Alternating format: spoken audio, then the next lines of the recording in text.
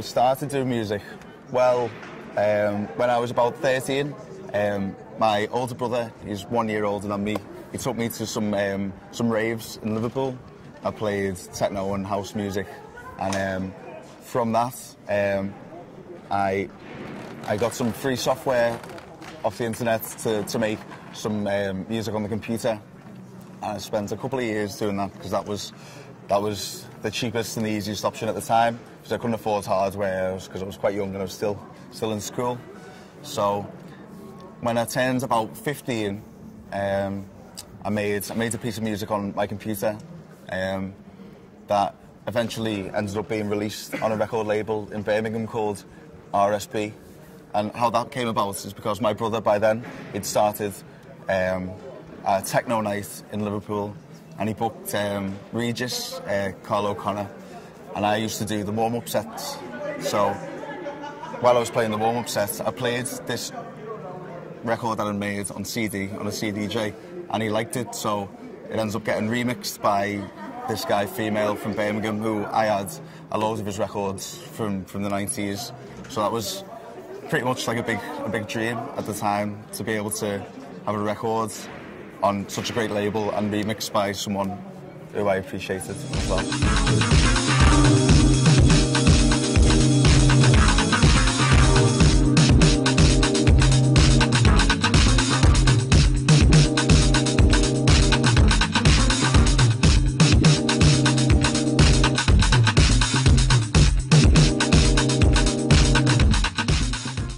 That was around the time when I was like a huge Jamal Moss fan, and Jamal Moss being the label owner of Mathematics, and he produces under Hieroglyphic Being, and his music sounded completely fresh and completely new. So I started trying to make records that sounded a bit like his, but obviously with my own twist.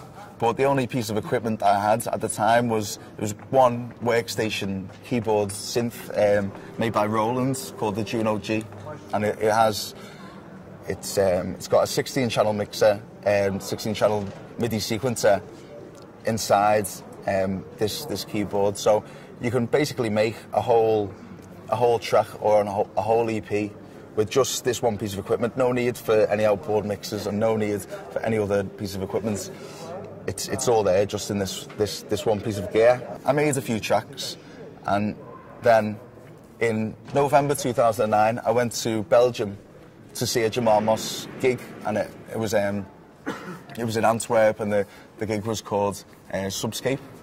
And right before his set, I went over to him and I said hello and introduced myself and told him I'd travelled from Liverpool to Antwerp to see the gig, and he was obviously happy about it, but the conversation lasted no more than a minute, and the set he played was unreal, like an amazing set.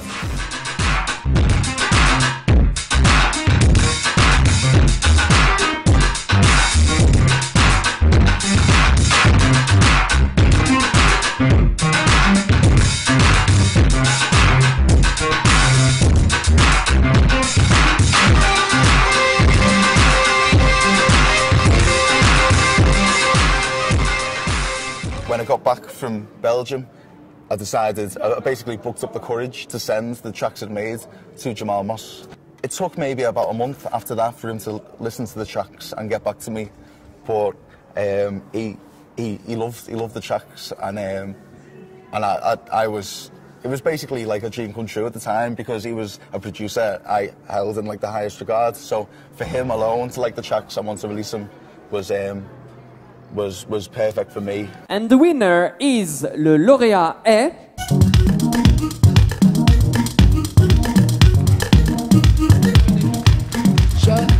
Accueillons John Heckle on stage. Oui. Welcome on the stage of the 104.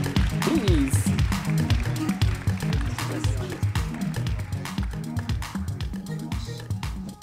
Wow, okay.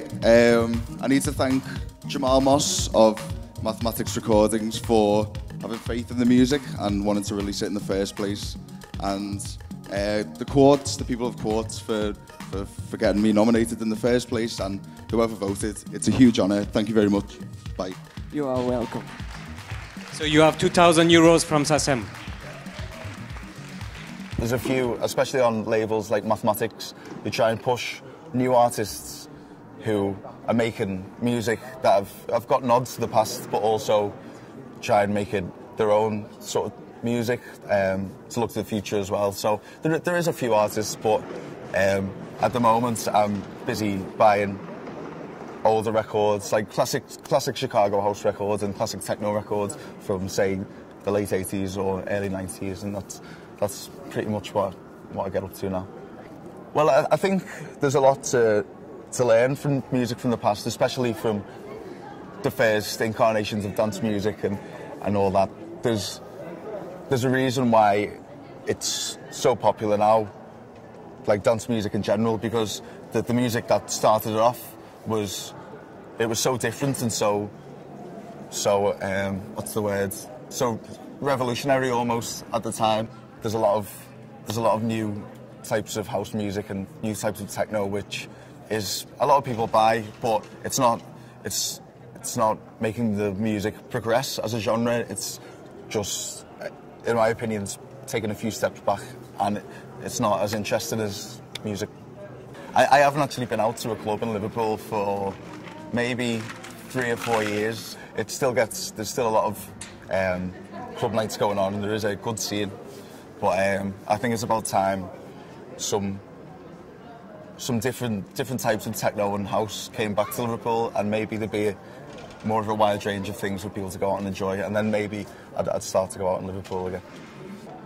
It all comes down to taste as well, and I can't sit here and say that the music I like is necessarily the best music that anyone can listen to, but it's just in my own opinion.